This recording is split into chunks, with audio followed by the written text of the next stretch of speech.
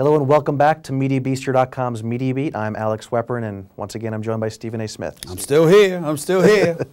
So social media has kind of exploded over the last few years. Twitter, you're big on Twitter. You know, how has social media kind of changed the game in terms of covering sports? Social media, and when you look at the impact that it has, we all want to influence the masses to some degree. We want to make sure that our opinions are expressed and that people hear us. The only problem with it, however, is that it gives you a license, especially when you're a professional athlete, to continue to hide behind something other than yourself.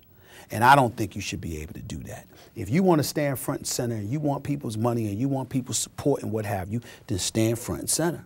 We were talking earlier, you know, everything you do is based on journalism, and you've commented on other things. You talked about politics, you talked about pop culture. Are those subjects that you want to, talk about, in other forums? Well, when I left ESPN, here's what I saw.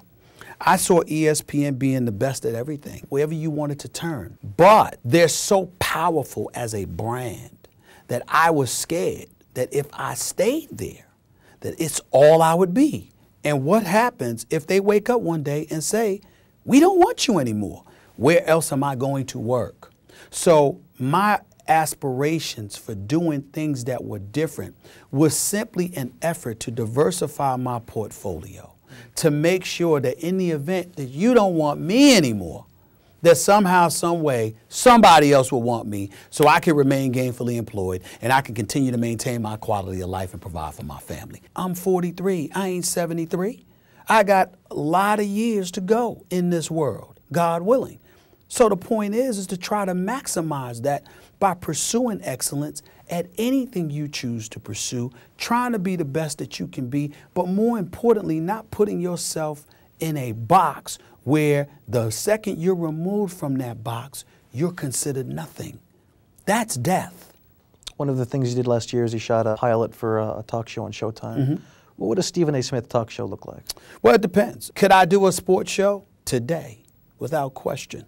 There's no doubt in my mind. Could I do a news show? I believe I could. Late night show? Absolutely. And when I think about late night television for myself, I'm not going to lie to you. Do I think I can do what Arsenio Hall used to do? Absolutely. I think that when you look at late night television, that's an element that's missing. It would be really, really nice to see an African American in that position. You look at Arsenio Hall and how he had ingratiated himself with the hip hop community before anybody else did. When you look at a lot of those sports figures who are viewed as stars in this day and time, you trying to tell me I can't get those people to come on my show? I think I could. So I think the only challenge for late night for me would be the monologue. You've done some acting too. You were in the Chris Rock movie. I don't even call that acting. Chris Rock just called me up. He knows me. He asked me to come down and, play this role in his film. But I'm not trying to be an actor, but if I was going to be an actor, I would love to be a villain. I really, really would. I'm a General Hospital fanatic. I don't apologize. I've got 4 older sisters, and I've watched General Hospital for 33 years.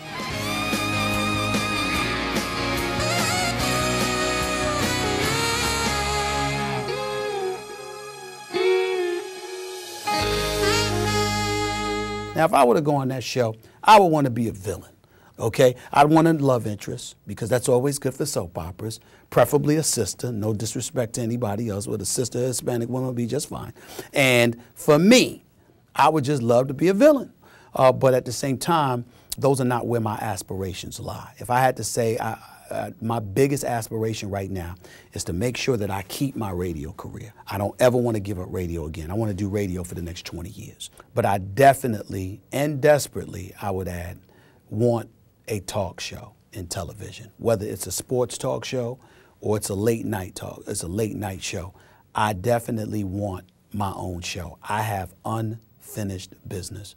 Quite frankly, it was just the beginning, it was just a taste of it. I'm hoping that, ESPN will come to me someday in the near future and let's do this again and let's make it happen. If I had my druthers, I would work for ESPN for the rest of my career and still have a talk show. Because I love those guys and I've got a lot of friends at the Worldwide Leader. But at the same time, I am hell-bent on getting a television show. And I will not rest until it happens. I don't care how long it takes. I don't care if it takes me the next 15 years. It doesn't matter to me. I will not rest until I get it. Good stuff. Well, Stephen, thank you so much for talking to me. I really appreciate it. My pleasure. This is Mediabistro.com's Media Beat.